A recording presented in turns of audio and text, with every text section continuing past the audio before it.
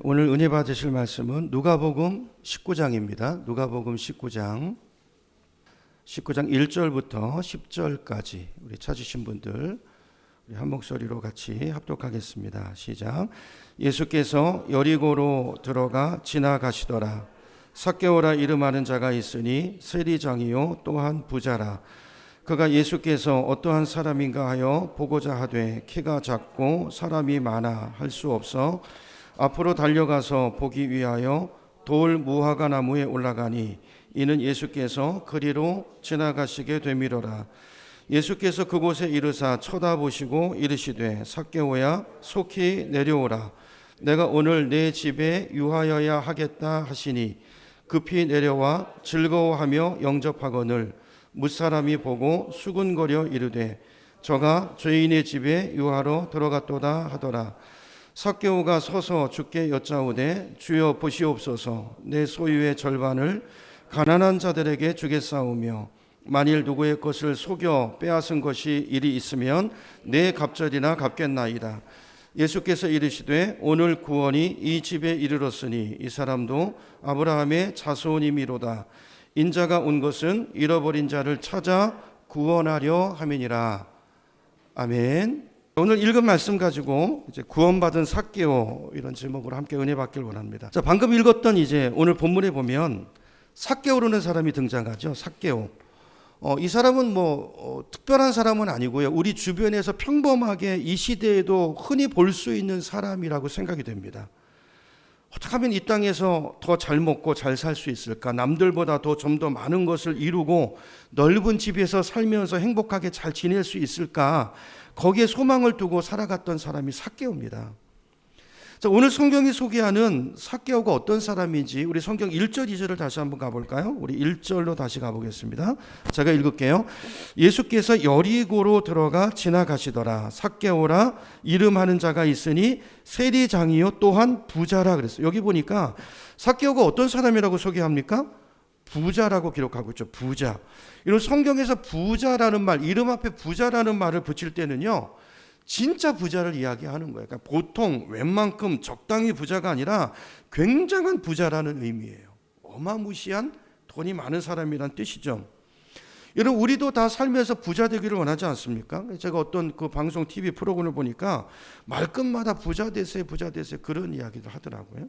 모든 사람이 다 부자 되기를 원하죠. 자, 그런 면에서 볼 때 이 사람은 성공한 사람이라고 말할 수 있을 거예요. 자, 그런데 문제는 이 사람 직업이 뭐라고 되어 있습니까? 본문에 보니까 세리장이라고 소개하고 있어요. 세리장, 특별히 여리고라는 지방에, 요즘으로 말하면 여리고 지역의 세무서장쯤 되는 사람이 바로 이 삭개오라는 사람이라는 거예요. 근데 여러분, 그 여리고라는 지방은요, 굉장한 상업도시입니다. 상업도시. 위쪽에 예루살렘 수도가 있고요. 그리고 이 지리적으로 볼 때 여리고는 이 중간쯤에 위치해 있어가지고 위쪽에서 아래로 갈 때도 여기를 꼭 거쳐서 가야 되고 아래쪽에서 위로 올라갈 때도 여기를 지나가서 가야 되는, 그죠? 교통의 요충지이고요. 무역의 아주 중심지예요. 이 말은 무슨 말이냐면 바꿔 말하면 돈이 많이 도는 지역이란 뜻이에요. 그러니까 세금도 많이 거치는 곳이라는 이야기겠죠. 자, 그런 도시의 세무장이니까 삭개오는요 굉장히 높은 사람입니다. 자, 이런 도시의 세무서장은 또 아무나 갈 수 없는 자리잖아요. 그러니까 직업적으로도 어떤 면에서 출세한 사람일 수 있다라는 거예요. 여러분, 그런데 아무리 그래도 여러분 공무원 월급이 뻔하잖아요. 그 월급만 가지고 그렇게 큰 부자가 될 수 있을까요? 그러니까 부자라고 소개하고 있잖아요. 어마무시하게 돈을 많이 모아가지고 있는 사람인데 이 말은 우리가 추론해 볼 수 있어요. 월급만 가지고 이 사람이 어떻게 부자가 됐을까? 모르죠. 부모로부터 많은 재산을 물려받았을 수도 있지만 성경엔 그런 얘기가 나오지 않으니까 우리가 상식적으로 추론을 해보면 직업이 나왔으니까 이걸 통해서 연상해 볼 수 있죠. 나름 이 사람이 부자가 된 데는 나름 이유가 있다는 것을 성경이 암시해 주고 있는 거예요. 여러분, 이 당시 유대 사회는요, 우리나라도 옛날 일제시대 때 36년 동안 식민지였을 때가 있었잖아요. 마찬가지로 지금 예수님 당시 이스라엘 나라는요, 로마의 식민지 가운데 있었거든요. 그래서 그 나라의 세금을 바쳐야 됐습니다.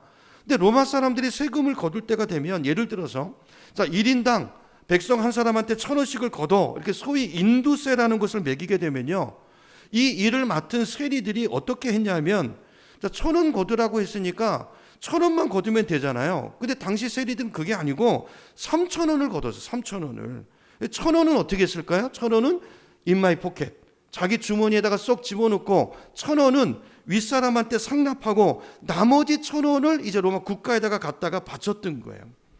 그러니까 자기는 뭡니까? 국가와 똑같은 그 정도의 수익을 나름대로 자기 호주머니에 챙겼던 것이죠. 그러니까 당연히 부자가 될 수밖에 없었다는 거예요. 이게 당시 예수님 당시의 세리들의 모습이었단 말이에요. 그러니까 이 사람들 입장에서는 세금을 많이 거두면 거둘수록 어떻게 되겠어? in my pocket, 내 주머니에 들어가는 게 많으니까 부자가 되니까 그냥 눈에 불을 켜고 세금을 거두려고 다니는 게 그 당시 세리들의 일상이었단 말이에요. 바로 삭개오가 이런 식으로 부자가, 큰 부자가 됐다는 것을 오늘 성경은 우리에게 암시해주고 있는 것이죠. 그러니까 여러분, 유대인들 입장에서 볼 때는 삭개오가 어떤 사람이겠습니까? 못된 사람이죠. 나쁜 사람이고 매국노 같은 사람이에요. 자기 백성들의 등을 치고 피를 빨아서 먹고 살고 자기 배를 채우는 아주 못된 사람인 것입니다. 그래서 사람들이 삭개오를 좋아했을 리가 없죠. 미워했을 거예요. 어쨌든 사람들이야 그러거나 말건 삭개오는 뭐니 해도 돈이 최고니까 열심히 자기 직분을 이용해서 돈을 벌었고요. 세무서장으로서 굉장히 많은 성공과 부를 이루었던 사람이라는 거예요. 그게 오늘 본문 속에 묘사된 내용 속에서 우리가 들여다볼 수 있는 내용인 것입니다. 근데 재미있는 사실은요, 그의 이름이 삭개오라는 것입니다. 여러분, 삭개오라는 이름의 뜻이 뭘까요? 이 이름의 뜻은요, 깨끗하다는 뜻이에요. 깨끗하다, 순결하다, 거룩하다라는 뜻이에요. 여러분, 당시 유대 사회는요, 남자 중심 사회고 남성 우월 그런 사회였기 때문에 아들을 낳으면요, 이걸 굉장한 축복으로 생각했어요. 그래서 아마 삭개오의 엄마 아빠도요, 아들이 나오니까 아마 굉장히 너무너무 기뻐하고 감동했을 것입니다. 그래서 이 아들이 어떤 인생을 살기를 원할까 고민하다가 삭개오라는 이름을 지어주지 않았겠어요? 이름 속에 어떤 의미가 담겨 있습니까? 너는 순결하고 거룩하고 깨끗한 사람이 돼야 돼. 그래서 하나님의 축복을 마음껏 누리며 받으며 사는 사람이 되었으면 좋겠다라는 부모의 소원이, 기대가 그 이름 속에 담겨져 있는 것이죠. 근데 삭개오는 어떤 삶을 살아갑니까? 이름과는 전혀 상관없는 인생을 살아가고 있어요. 왜죠? 돈을 벌려고, 출세하고 싶어서. 그는 수단과 방법을 가리지 않고요, 자기 이름과는 전혀 다른 오직 돈과 출세를 위해서 열심히 달려갔던 인생이 바로 삭개오라는 사람의 인생이었다는 거예요. 그는 누구보다도 열심히 살았고요, 나름대로 부를 이루었어요. 왜요? 행복하기 위해서, 더 잘 살기 위해서, 남들보다. 그죠? 그렇게 노력을 한 것입니다. 근데 문제는 돈을 벌면 행복할 줄 알았는데 인생이 행복하지 않은 것입니다. 오직 행복 하나만을 위해서 밤낮으로 뛰면서 수단과 방법을 안 가리고 열심히 일했는데 어느 순간 들어보니까 인생이 너무 불행해요. 외로워요. 힘들어요. 놀랍게도 그의 손에 돈이 모이면 모일수록 사람들은 오히려 그를 떠나가기 시작합니다. 손가락질하고 그를 비난하기 시작합니다. 이게 삭개오의 고민이었어요. 고민. 3절을 가볼까요? 3절. 그가 예수께서 어떤 사람인가 하여, 그러니까 내면에 목마름이 있었던 거죠. 그죠? 돈이 있고 명예가 있고 지위가 있는데 목이 말라요. 외로워요. 인생이 힘들어요. 그래서 예수에 대한 소문이 있고 예수님에 대한, 그분이 누굴까 귀가 쏠깃해서 그를 만나고 싶어서, 보고 싶어서 어떤 사람인가 하여 보고자 했지만 그 뒤에 어떻게 되어 있습니까? 불행하게도 키가 작고 사람이 많아서 예수를 볼 수 없었다고 누가가 기록하고 있어요. 여러분, 한번 물어보겠습니다. 여러분, 키가 작고 사람이 많으면 예수님을 볼 수 없습니까? 아니죠. 여러분, 아무리 키가 작고 아무리 사람이 많아도요, 그가 존경받는 삶을 살았다면 얼마든지 사람이 많아도 예수를 볼 수 있었을 것입니다. 아니 뭐 존경까지도 필요 없어요. 그죠? 상식적인 보통의 인생만 살았어도 앞에 키 큰 사람이 있으면 가서 죄송하지만 제가 나이는 많고 키는 작고 앞에가 보이지가 않는데 제가 좀 앞에 갈 수 없겠습니까? 제발 앞에 가도 키가 작으니까 당신 시야는 문제가 없을 텐데 좀 길을 양보해 주시겠어요? 여러분, 이렇게 부탁하면 얼마든지, 그 마을이잖아요, 마을. 사람들이 얼마든지 양보해 줄 수 있을 거예요. 근데 문제는 그의 삶이 문제인 것입니다. 키가 작은 게 문제가 아니고요. 사람이 많은 게 문제가 아니고 이제까지 살아왔던 그의 삶이 문제가 돼서 지금 예수를 보고자 하지만 볼 수가 없는 상황이 지금 와 있었다는 것을 성경이 말하고 있어요. 그런 그의 삶을 단적으로 보여주는 오늘 본문의 구절이 하나 있는데요. 우리 7절입니다. 7절로 가볼까요? 7절을 가보시면 제가 읽을게요. 눈으로 보세요. 무사람이 보고 수군거려 이르되 저가 죄인의 집에 유하러 들어갔도다 하더라. 자, 사람들이 뭐라고 그랬다고요? 수군거렸다는 것입니다. 그 많은 사람들이 지금 밖에 왜 나와 있죠? 예수님을 다 보겠다고 나와 있는 거예요. 근데 마침 주님이 삭개오라는 사람의 집에 들어가니까 얼마나 좋습니까? 그 안에 들어가서 교제도 할 수 있고 볼 수 있잖아요. 자, 근데 사람들이 그걸 보고 어떻게 했다고요? 박수 쳤습니까? 아니라는 거예요. 함께 기뻐했나요? 아니라는 거예요. 수군거렸다는 것입니다. 뭐라고 수군거렸습니까? 아니 어떻게 하나님이 저런 죄인의 집에 들어갈 수 있어? 이렇게 수군거렸다는. 아니 어떻게 거룩한 하나님의 선지자가, 예수님을 선지자로 알았던 사람들은 그렇게 생각했다는 거예요. 어떻게 선지자가 저런 나쁜 놈의, 하나님과는 상관이 없이 못된 일을 하는 저런 죄인의 집에 어떻게 선지자가 들어갈 수 있어? 이렇게 수군거리면서 손가락질하면서 비판했다는 것입니다. 여러분, 이것이 삭개오라는 사람이 지금까지 살아온 삶의 내용이고 결실이고 현실이라는 거예요. 현실이라는 거예요. 삭개오는 외로워요. 사람이 없어서가 아닙니다. 사람은 많은데, 돈도 많은데, 집도 큰 집에 살고 있는데, 그러나 그는 외롭습니다. 외로워요. 근데 여러분, 이게 삭개오만의 문제겠습니까? 여러분, 오늘 우리의 삶은 어떻습니까? 여러분, 나의 삶을 돌아보는 게 중요하죠. 여러분, 오늘 우리가 살고 있는 이 현대 사회를 보면요, 이 사회는 정말 외롭고 고독한 사회입니다. 경제적으로 보면 지금 우리가 살고 있는 이 시대에 얼마나 풍족합니까? 얼마나 잘 삽니까? 얼마나 잘 먹습니까? 우리가, 그죠?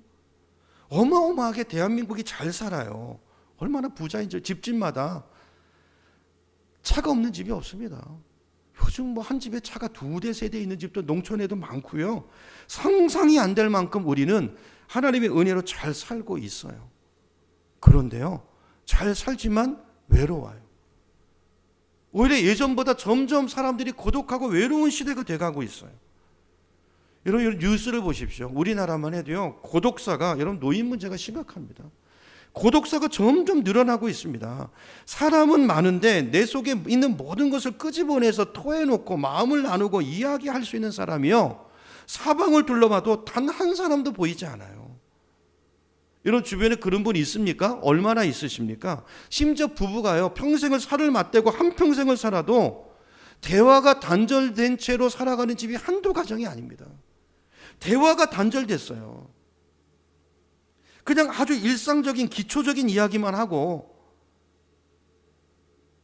속마음의 내면은 나누는 것을 아예 포기하고 사는 집이 많습니다. 포기하고 살아요. 무늬만 부분 거죠. 무늬만. 그럼 그렇다고 자식이라도 엄마 아빠 부모 마음 알아줍니까? 자식이 어떻게 알겠어요. 부부도 모르는데. 그렇잖아요. 애들 키우면 다 여러분 키우셨잖아요. 젊을 때는 연애한다고 거기 빠져가지고, 그죠? 부모만 못 알아주고, 결혼하면 또 지 자식 생기고 지 마누라 챙기느라고 부모하고 대화할 시간이 없습니다. 현실이에요. 자식도 내 마음대로 안 되고요, 모든 인생이 외롭습니다. 삭개오만 그런 게 아니에요. 도종환 씨가 쓴 시 중에 이런 내용이 있어요. 제가 한번 읽어볼게요. 들어보세요. 우리는 누군가 나를 정말로 포근히 안아주기를 바랍니다. 편안하게, 진심으로 따뜻하게 나를 사랑해 주기를 원합니다. 그런 마음으로 날 안아주는 사람이, 내 이야기를 들어주는 사람이 내 곁에 있기를 바랍니다. 여자만 그런 것이 아니고 남자도 마찬가지입니다. 어린이도 똑같습니다. 누군가 자기를 안아주고 인정해 주기를 바라고, 늙고 쇠잔해져 가는 사람들도 날 안아주고 위로해 주는 사람을 찾고 그가 내 곁에 있기를 바랍니다. 사람들은 마음속으로 다 사랑받기를 갈구합니다. 그러나 우리는 너무 외롭게 살고 있습니다. 이게 도종환 선생님의 시인데요, 현대인의 모습을 이렇게 표현하고 있어요. 여러분, 공감이 가시나요? 공감이 가죠. 우리들의 이야기입니다. 여러분, 자식의 유무와 상관없이, 나이에 많고 적음에 관계없이, 내 직분과 관계없이 많은 사람들이 다 외로워해요. 사람이 없어서가 아니에요. 군중 속에 있지만, 사람들 가운데 있지만 외로워요. 마음을 나눌 사람이 없어요. 내 진짜 아픈 얘기를 들어줄 사람이 없어요. 그래서 다 외로워요. 여러분, 이 외로움이라는 것은 어느 특정 사람의 병이 아니고 이 삭개오만의 이야기가 아닙니다. 우리의 이야기를 이 한 사람을 통해서 우리에게 하나님이 말씀하고 있는 거예요. 모든 인간이, 하나님을 떠난 모든 인간이 이 외로움이라는 고독한 병을 앓고 있다는 것입니다. 여러분, 우리가 무엇을 잃어버려서, 뭐가 없어서, 어떤 사랑하는 사람이 떠나서, 내 곁을 떠나서 외로울 수도 있지만, 아니, 잃지 않았는데도, 내가 가지고 있는데도 여전히 우리는 얼마든지 외로울 수 있다는 이야기예요. 지금 삭개오가 그런 사람이라는 것입니다. 여러분, 삭개오를 보세요. 많은 것을 가졌어요. 남들보다 더 많은 것을 소유하고 있다고요. 겉으로 볼 때는 외로울 이유가 없어 보이는 사람이에요. 다 있잖아요. 돈도 있고, 결혼도 했고, 지위도 있고, 권세도 있고, 힘도 있고. 근데 그 사람이 지금 외로워하고 있단 말이에요. 그 뭐가 외롭냐고요? 성경을 보겠습니다. 삭개오 외로움을 오늘 본문이 계속 표현하고 있는데요. 그걸 잘 표현하고 있는 구절이 3절과 4절에 다시 가보세요. 3절 4절 아까 봤던 말씀인데 제가 다시 읽어보겠습니다. 그가 예수께서 어떤 사람인가 하여 보고자 하되. 여러분, 예수를 아무나 찾지 않습니다. 여기 있는 저 회로는 복된 사람들이에요. 예수께서 어떤 사람인가 하여 보고자 하되 키가 작고 사람이 많아 할 수 없어. 그 다음 4절 잘 보세요. 앞으로 달려가서 보기 위하여 돌 무화과 나무에 올라가니 이는 예수께서 그리로 지나가시게 되미로라 그랬어요. 자, 이거 보니까 삭개오가 어디로 올라갔다고요? 돌 무화과 나무에 올라갔대요. 나무에 올라갔대요. 나무에. 전의 성경에는 뽕나무라고 돼 있잖아요. 같은 나무, 같은 거예요. 이런 돌 무화과 나무는요, 특징이 있는 나무예요. 이파리가 굉장히 큰 나무입니다. 이파리가 굉장히 무성해요. 그 많은 사람이 딛고 있는 그 땅에 삭개오가 나무에 올라갔다는 이야기는 뭐예요? 그 많은 사람이 있는 그 땅에 삭개오가 자기 두 발을 딛고 얹어서 서 있을 곳이 없었다는 거예요. 사람들이 많아서 비비고 들어갈 수 있는 평소의 삶이, 사람들이 미움을 받는 삶을 살아서 그 말 한마디 할 수 없을 정도로, 사람 근처에서 자기를 드러낼 수 없을 정도로 이렇게 고독과 외로움과 마음속에 내면의 아픔을 가지고 있는 이 땅의 그 많은 공간에 내가 두 발로 서 있을, 그래서 예수를 바라볼 그 공간이 없는 사람, 그래서 뽕나무 위에 올라갈 수밖에 없는 그가 바로 삭개오였다고 성경이 이야기하고 있어요. 이거 생각해 보세요. 아니, 뭐하러 뽕나무에 올라가겠습니까? 뭐하러? 나이도 적은 사람이 아닌데. 그 넓은 땅에, 그 많은 사람들이 밟고 있는 그 땅에 자기가 밟을 수 있는 그 공간이 있었다면 그는 결코 거기 올라가지 않았을 거라는 거예요. 얼마나 우스꽝스럽겠어요. 그 모습을 누가 본다면 말이죠. 키도 작고 똥똥하고 나이도 많은 삭개오가, 지체도 있는 양반이 그 나무에 기어 올라가는 모습을 한번 사람들이 봤다고 상상해 보세요. 우스꽝스럽잖아요. 왜 올라갔을까요? 그리고 왜 하필이면 또 무화과 나무일까요? 물론 그 자리에 무화과 나무밖에 없었기 때문일 수 있죠. 그런데 성경은 이 이야기를 하는 이유가 있다는 거예요. 이런 외로운 사람의 심리로 보면요, 그 나무에 올라가면, 돌 무화과 나무는 특징이 뭐라고 그랬습니까? 이파리가 크다고 그랬잖아요. 이파리가 크기 때문에 자기 모습을 가릴 수가 있는 거예요. 거기 올라가서 사람들 앞에 설 수 없지만 거기 올라가서 자기를 가린 채로 예수를 바라볼 수 있는 것이죠. 그래서 그가 그걸 선택했을지 몰라요. 그걸 성경은 우리에게 암시해주고 있다는 거예요. 여러분, 우리도 그렇습니다. 외로운 사람, 뭔가 떳떳하지 못하고 상처가 있고 고독하고 이런 분들은 이제 할 수만 있으면 자기를 감추고 싶고 숨기고 싶어하는 심리가 있어요. 자기를 가립니다. 학벌로 가리고, 큰 집으로 가리고, 돈으로 가리고, 내 지위로 가리고, 그래서 명예를 탐하는 거예요. 돈을 가지고 자기를 가리고 싶어서. 여러분, 삭개오는 부자이고 세리장이고 가족이 있고 아내가 있고 모든 것을 가진 사람이에요. 그런데 외로워요. 여러분, 우리도 그렇지 않습니까? 여러분, 남편이 있으시지만 외로우시죠? 외롭습니다. 아내가 있어도 외롭고요. 자식이 있어도 손자가 있어도 외로워요. 인간은 뭐가 있다고 그래서 외롭지 않은 것이 아니라는 거예요. 있지만 있는데 외로워요. 그것이 내 마음의 빈 공간을 채워주지 못해요.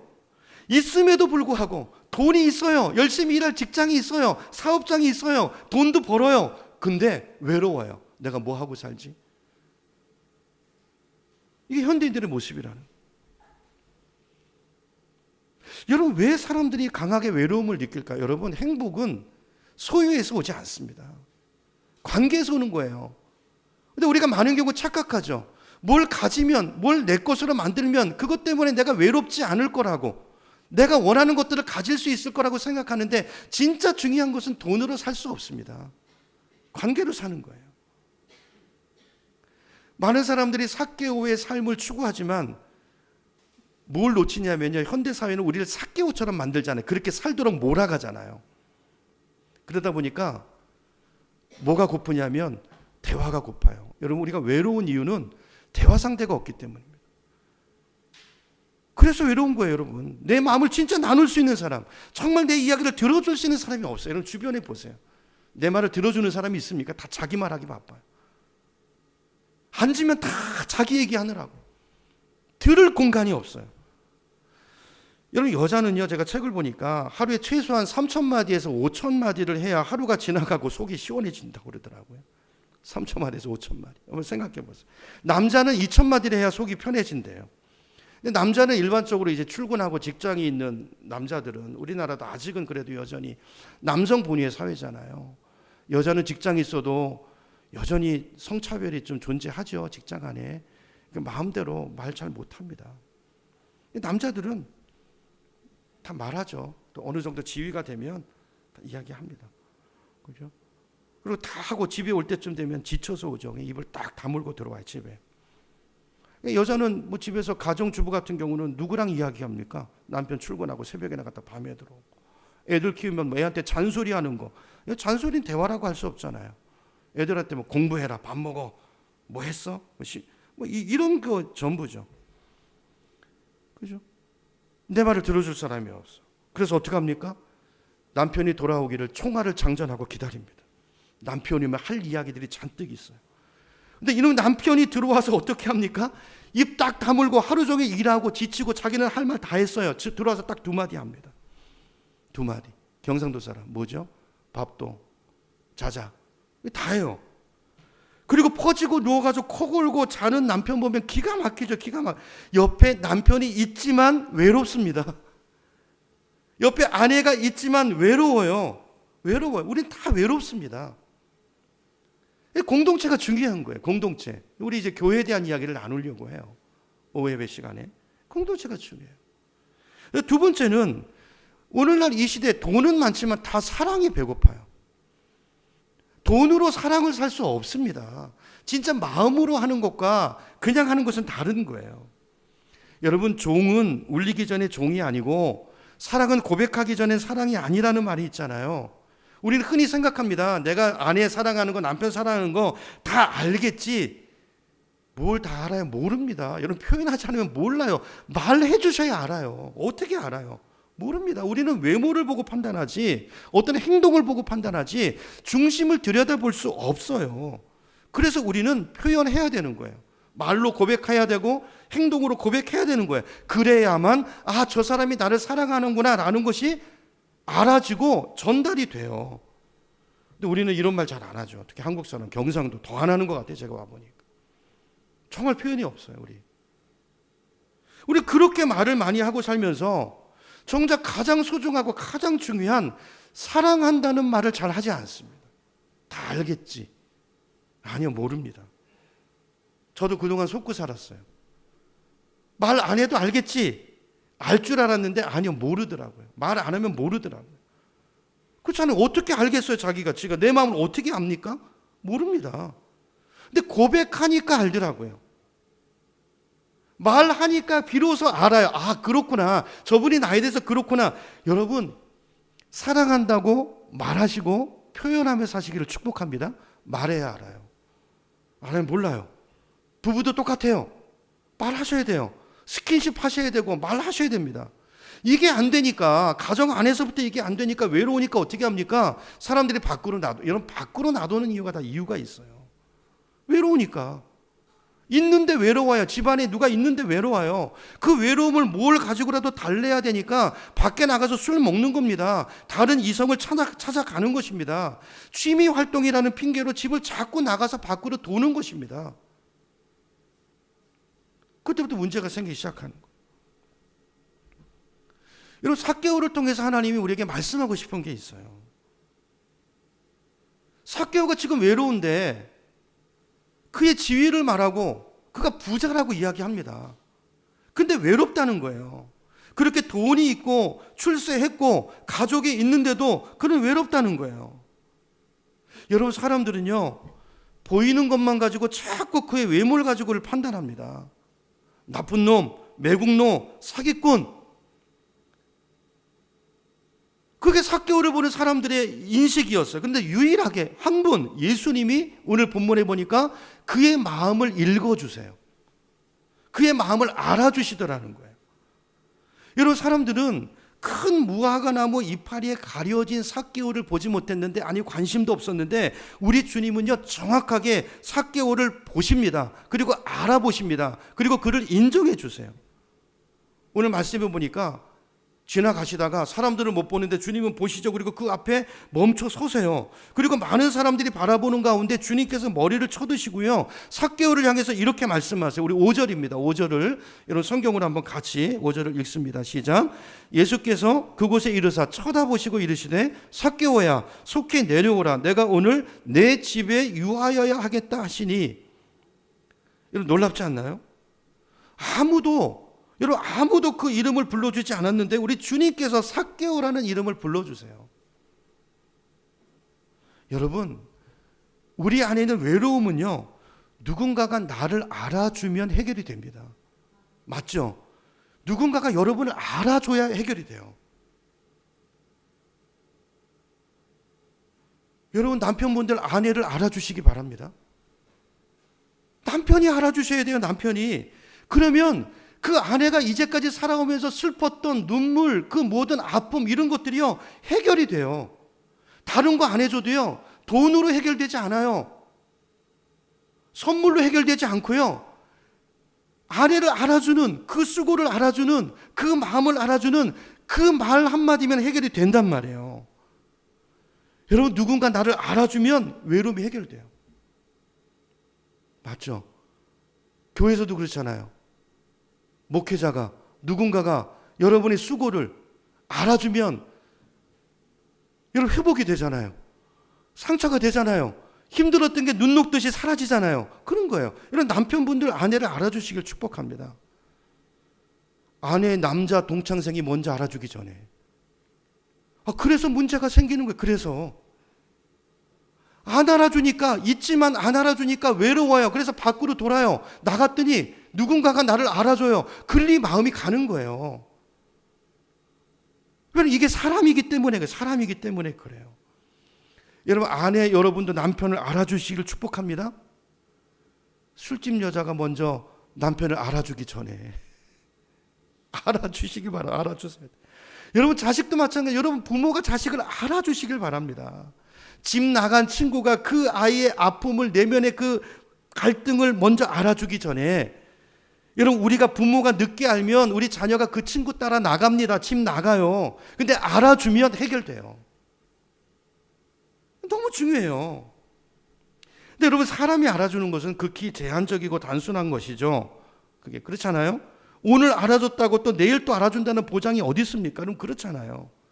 그럼에도 불구하고 오늘 누가 날 알아준다는 그 사실 때문에 내가 살 의미가 생기고 내가 힐링이 되고 치유가 되고 마음이 회복된다는 거예요. 아니 진짜 아니어도 그냥 좀 얹어서 하는 얘기인 줄 알아도 그런 얘기 들으면 그냥 좋아요. 회복이 된단 말이에요. 우리 여자분들 맞죠? 그죠? 내가 별로 안 예쁜 거 알아요.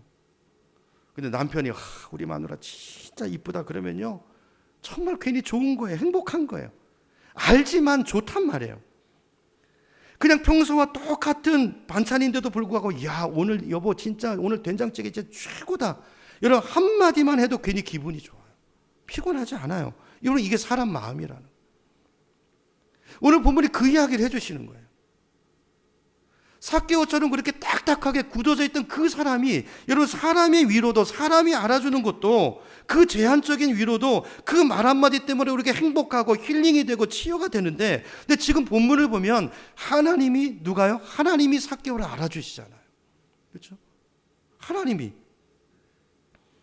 그를 알아주시고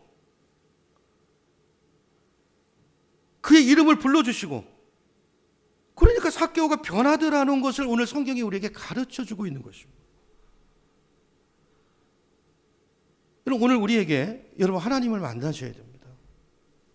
사람의 위로는 말씀드린 것처럼 제한적이고 단순하고 그리고 일시적인 것이지만 그것도 필요해요.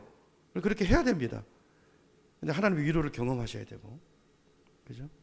그 위로가 나를 통해서 이웃에게 흘러가는 사람이 돼야 된다. 그죠? 자, 삭개오가 어떻게 변하는가? 하나님의 그 알아주심, 인정, 위로를 통해서 어떻게 변화되는지 우리 8절로 가보겠습니다. 우리 8절, 9절 제가 읽어볼게요. 삭개오가 서서 주께 여짜오되 주여 보시옵소서. 내 소유의 절반을, 바로 변하죠. 내 소유의 절반을 가난한 자들에게 주겠사오며 만일 누구의 것을 속여 빼앗은 일이 있으면 내 갑절이나 갚겠나이다. 자, 이거 보세요. 왜 소유를 붙들고 있었을까요? 인정 때문에, 인정 때문입니다. 이게 있어야 내가 인정받고, 이게 있어야 내가 사람 대접받고, 내가 이게 있어야 내가 무시 안 당하고, 내가 있어야 내가 존재한다고 생각했기 때문에 이걸 붙들고 있었는데, 이게 내 삶에 만족을 주지 못하다는 깨달았어요. 마음에 갈증이 있고 갈급함이 있었어요. 그래서 예수를 만나고 싶었는데 그 과정 속에서 예수를 만나고 그분이 나를 알아주시고 그분이 내 이름을 불러주시니까 이게 더 이상 필요하지 않아요. 커플을 벗기 시작합니다. 그렇죠? 그걸 놔요. 그리고 자신의 삶을 회개합니다. 만일 내가 누구의 것을 속여 빼앗은 일이 있으면 내 갑절이나 갚겠나이다. 그 말을 들으시고 예수께서 9절에 보니까 오늘 구원이 어디예요? 이 집에 이르렀으니 이 사람도 아브라함의 자손이미로다 그랬어요. 무슨 말입니까? 네가 구원받은 하나님의 자녀라는 거예요. 그동안 돈밖에 모르고 수단과 방법을 가리지 않고 돈만을 위해서 살았던 그 인생이 예수를 만나고 그분의 사랑과 인정 가운데 변했어요. 가치관이 달라졌어요. 땅의 것이 다가 아니고 영원한 하나님의 나라와 그 가치, 그죠? 그것을 추구하는 삶으로, 그것이 그의 미래가 되고 그의 소망이 되고 그의 가치관이 되었음을 오늘 성경이 우리에게 보여주고 있어요. 이게 예수 믿는 거라는 거예요. 우리도 다 삭개오 같은 사람들입니다. 삭개오와 같이 그런 것들을 추구하던 사람이에요. 그것으로 나를 가리고 나를 포장하고 나를 세우려고 했는데 그것이 우리에게 그런 것을 가져다 주지 않아요. 우리 인생을 더 외롭게 하고 우리 인생에 더 기가를 만들어낼 뿐이에요. 예수를 만나자 그가 변화되기 시작합니다. 한 가지를 더 이제 묵상해 보면 오늘 본문이 좀 더 재미있게 다가오는데요. 여러분 사람은요, 특히 한국 사람은 사랑이 고프고 대화가 고프고 또 제가 보니까 우린 집이 고픈 사람들이니까 집에 한이 있는지 차에 한이 있는지 하여튼 한국 사람들 큰 집을 살려고 하고, 제가 미국 살아보니까 진짜 그런 것 같아요. 진짜 그래요. 한국 사람이 여러분 미국에 가서, 미국 이민 가서 돈 벌면 제일 먼저 하는 게 뭔지 아세요? 큰 차 사는 겁니다. 큰 차. 무조건 큰 차 사요. 그리고 그 다음에 큰 집을 사요. 큰 집을 사요. 근데 미국 사람들은 안 그래요. 그 사람들이 실용적인 사람들이기 때문에 자기 형편대로 집을 사가지고, 이런 추울 때 되면은요, 제가 살던 덴버는 추운 곳이었는데요, 추울 때 되면 다 방마다 집안에 보일러를 24시간 빵빵 뗍니다. 그리고 따뜻하게 살아요. 근데 우리나라 사람들은요, 큰 집을 사가지고요, 지붕도 엄청 높아요. 제가 살던 집도 집안에서 배드민턴을 쳐도 될 정도예요. 거실이 그렇게 넓고 높아요. 그 난방 어떻게 합니까? 가스비가 엄청 많이 들어요. 그래, 우리 한국 사람들은 큰 집을 사놓고 그 보일러 돌리려면 가스비 많이 들어가니까 방 보일러 다 잠궈요. 거실도 잠그고 다 잠그고, 이게 막 이 뭐죠? 코트 입고, 그죠? 여기 이불 덮고, 이게 뭐 하는 거죠? 자기들 있는 데만 고기만 켜놓고 춥게 살아요. 이게요, 미국 사람들 볼 땐 이해가 안 되는 행동이죠. 그만큼 우리나라 사람들은요, 큰 집이 고픈 사람들. 이야, 저분 방 몇 칸짜리 샀대. 저게 누구 집이래. 여러분 삭개오가 그러지 않았을까요? 오늘 삭개오가. 여러분 잘 보세요. 상처가 있고 컴플렉스가 있고 외롭고 고독한 사람은요, 뭔가 자꾸 자기를 치장합니다. 뭔가를 가지고 자꾸 가리려고 합니다. 그런 것들을 통해서 자기를 숨기고 싶거든요. 자기 외로움을, 아닌 척, 약함을. 아마 삭개오도 굉장했을 거예요. 그런 것들이, 컴플렉스가. 근데 여러분, 아무리 삭개오 집이 크고 화려해도 중요한 것은요, 집이 얼마나 크냐가 아니라 거기 누가 사느냐예요. 아무리 큰 집을 가지면 뭐해요? 지나가는 사람마다 그 집을 보면서 뭐라고 말했을까요? 아까 그 집에 예수님이 들어가는 걸 보고 수근거렸던 것처럼 그 집을 보면서 수근거리지 않았을까요? 저 집에 도둑놈이 살아. 그 나쁜 놈이 우리 등쳐먹고 그 집 짓고 살아. 여러분, 집이 중요한 것이 아니고 그 집에 누가 살고 있느냐가 중요한 것입니다. 아무리 비싸고 아무리 좋은 집이어도 거기 지금 도둑놈이 살고 있으면 그건 도둑놈의 집이고요, 사기꾼이 살고 있으면 사기꾼의 집인 거예요. 그 집은. 그죠? 얼마나 좋은 곳으로 치장하느냐, 얼마나 넓은 집이냐, 그게 중요한 것이 아니라 누가, 거기 사는 사람이 누구냐가 중요하단 말이에요. 그런데 그 사기꾼의 집에 누가 들어가셨어요? 예수님이 들어가셨어요. 예수님이 들어가셨어요. 이게 변화의 시작이에요. 예수님이 들어가시니까 그 집이 하나님의 집이 됩니다. 강도의 구렬이 하나님의 집이 돼요. 여러분, 오늘 본문이 마가복음에서 보면, 이제 오후에 보겠지만, 그 성전 청결 사건에 이제 오늘 오후에 볼 본문이 그 중간에 들어가 있는 본문인데요. 무화과나무, 열매 없는 무화과나무 그 사이에, 이제 오후에 이제 연결해서 볼게요. 주님이 오셔야 돼요. 여러분, 우리 인생에. 그래 해결이 됩니다. 우리 가정에 주님이 오셔야 돼요. 그래야 내 인생이 하나님의 사람이 되고, 그래 우리 집이 하나님의 가정이 되고 하나님의 집이 된다는 거예요. 하나님이 들어가시니까, 예수님이 거하시니까 그의 인생이 변해요. 저는 2026년도 금년 한 해 저와 여러분의 집과 가정과 여러분의 심령 안에 하나님이 충만히 거하심으로, 들어오심으로 하나님이 축복하는 인생이 되고 행복이 넘치는 그런 인생이 되기를 예수님의 이름으로 축원합니다.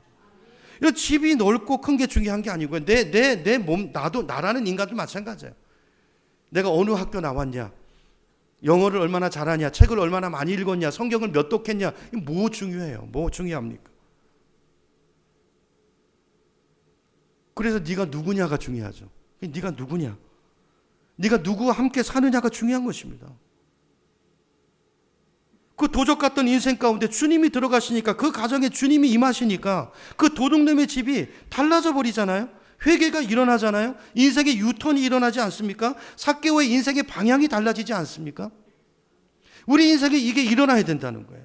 그러니까 문제는 어떻게 하면 우리도 이런 인생이 되고 우리의 가정이 이런 가정이 될 수 있겠냐는 말이에요. 이런 사랑이 넘치는 가정. 어떻게 하면 될까요? 삭개오처럼 하면 됩니다. 오늘 본문이 그 답을 우리에게 주고 있습니다. 삭개오가 어떻게 했는가? 우리 6절을 가보겠습니다. 6절, 우리 6절 말씀을 같이 읽습니다. 시작. 급히 내려와 즐거워하며 어떻게 해요? 영접하거늘 그랬어요. 예수님께서 삭개오를 부르시니까, 그의 이름을 콜링하시니까 삭개오가 어떻게 했다고요? 기쁜 마음으로 급히 즉시 내려와서 예수님을 영접합니다. 예수님을 모십니다. 여기 영접했다는 말은 믿었다는 말이에요. 그죠? 근데 믿었다는 말 이상이죠. 믿었다는 말 이상이에요. 예수를 누구로 믿었다는 것입니까? 나의 주님으로 믿었다는 거예요. 나의 주님으로, 나의 구원자로. 그래서 내 가정의 주인이 되어 주십시오. 내가 주인이 아니라 주님이 통치해 주십시오. 내 직업을, 내 가정을, 내 자녀를, 내 직장을 주님이 다스려 주십시오.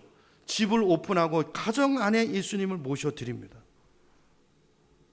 너무 중요하죠. 여러분, 이거 안 하면 우리 인생은 변하지 않아요. 어떤 것으로도 불가능해요. 교회 100번 왔다 갔다 해도요, 소용없습니다.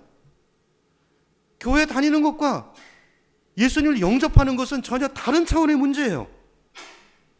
예수님을 나의 주님으로, 나의 구원자로 영접하셔야 돼요. 영접하셔야 돼요. 주인의 자리를 그분께 내어드려야 돼요. 이거를 사도 요한은 요한계시록 3장 20절에서 이렇게 말씀합니다. 스크린 보세요. 볼지어다 내가 문 밖에 서서 두드리노니. 여기 문은 어떤 문이죠? 아파트 대문 현관입니까? 내 마음 문이에요. 마음 문. 주님, 우리 마음 문을 두드리세요. 주님, 우리 마음 안에 들어오기를 원하세요.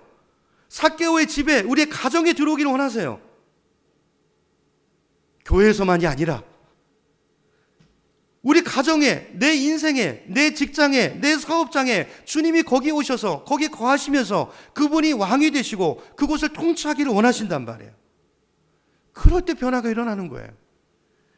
그럴 때 진짜 행복이 오는 거예요. 누구든지 내 음성을 듣고 어떻게 해요? 문을 열면, 오늘 예배 시간에 설교 말씀을 듣고 내 마음 문을 열면 주님이 어떻게 하신다고요? 내 마음 안에 들어오셔서 떠나지 않으시고 여기 사신다는 거예요. 내 안에 나와 더불어 먹고 나 그와 더불어 함께 살겠다는 거죠. 너의 집이 내 몸을 성전 삼고 내 몸이 하나님의 집이 돼서 하나님이 집이 되신 이 집이, 그래서 그분 때문에 이곳에 축복의 집이 될 거라는 약속의 말씀인 것입니다. 여러분, 이 말씀은 우리에게 주신 약속이에요. 삭개오를 통해서 이 상황을 보여주시면서 너의 인생에도 내가 이런 일을 하기를 원한다는 주님의 초대입니다. 우리는 뽕나무에 안 올라갔지만 뽕나무에는 안 올라갔지만 여러분, 무화과 잎으로 가리고 있잖아요. 여러분, 뽕나무에 계시는 거예요. 지금 주님이 오셔서 초대하십니다. 우리를 바라보시고 부르시는 거예요. 콜링하시는 거예요. 그럴 때 중요한 것은 뭐라고요? 즐거워하며 기뻐하며 즉시 내려와 그분을 영접하는, 내 마음 문을 열고 주님을 모셔드리는, 이거 없이는 의미 없어요. 이거 없이는 종교생활 의미 없어요. 그죠? 교회 100번 다녀도 소용없어요. 내가 당신을 나의 하나님으로 영접합니다. 당신이 나의 주님이시고 나의 구원자이심을 내가 믿고 고백합니다. 이 고백이 있을 때만 가능하다는 거예요. 자, 이렇게 하면 주님이 어떻게 하신다고 약속하십니까? 요한복음 1장 12절에 보니까 이렇게 말씀하세요. 영접하는 자, 여기 영접이라고 나오죠. 곧 그 이름을 믿는 자들에게는 뭘 주신다고요? 하나님의 자녀가 되는 권세를 주신다고 그랬어요. 여러분, 이 권세가 있어야 내 집이 하나님의 집이 되는 것입니다. 이 권세가 있어야 여러분, 이 세상에서 하나님의 자녀로 살아갈 수 있는 것입니다. 세상에 무릎 꿇지 않고, 바알에게 무릎 꿇지 않고, 내가 하나님의 자녀로 이 세상에서 하나님의 자녀답게 살아갈 수 있는 권세가 어디서 온다고요? 예수님을 내 안에 모셔드리는, 영접하는 데서 온다고요. 영접할 때 그 권세가, 예수 이름의 권세가, 예수 이름의 능력이 나의 능력이 돼서 그런 인생을 살아낼 수 있다는 거예요. 그렇죠? 그것이 바로 오늘 본문의 삭개오가 누렸던 복인 것입니다. 예수님이 오시니까 그 순간에 모든 그의 외로움과 모든 고독과 모든 아픔과 슬픔이 다 해결됩니다. 다 사라집니다. 그거 다 쓰레기 같은 것들이었어요. 쓰레기 같은 것들을 붙들고 쓰레기를 구하는 인생을 살았던 거예요. 여러분, 우리 인생이 그렇게 되지 않길 축복합니다. 우리 안에 하나님이 오셨어요. 하나님이 진짜 내 안에 오시면, 여러분, 오늘 삭개오에게 일어났던 변화, 사도 바울에게 일어났던 변화가 반드시 일어나게 돼 있어요. 여러분, 이전에 내가 그렇게 추구했던 그런 것들이 다 배설물 같이 여겨지는 것입니다. 여러분, 배설물 어떡합니까? 물 내려버리시잖아요. 그거 들여다보고 계십니까? 이거 뭐 아까운데 이거 버려야 되나? 이거 아까워서. 그렇게 계시는 분 계세요? 안 그래, 내려버리잖아요. 그럴 만한 것들이래. 우리가 그동안 그렇게 애지중지했던 것들이 예수 그리스도와 바꿀 수 없는 것들이에요. 여러분, 그게 우리가 예수 믿는 것입니다. 이런 은혜가 오늘 이 자리에 나오신 우리 모든 분들에게, 저와 여러분 모두에게 있기를 축복하고, 금년 한 해 이렇게 예수님 영접하는 한 해가 됐으면 좋겠어요. 개인의 삶뿐 아니라 우리 삶의 모든 영역에, 직장에, 학교에, 캠퍼스에, 그죠? 주님과 함께 동행하는 우리의 삶이 되기를 주님의 이름으로 축원합니다.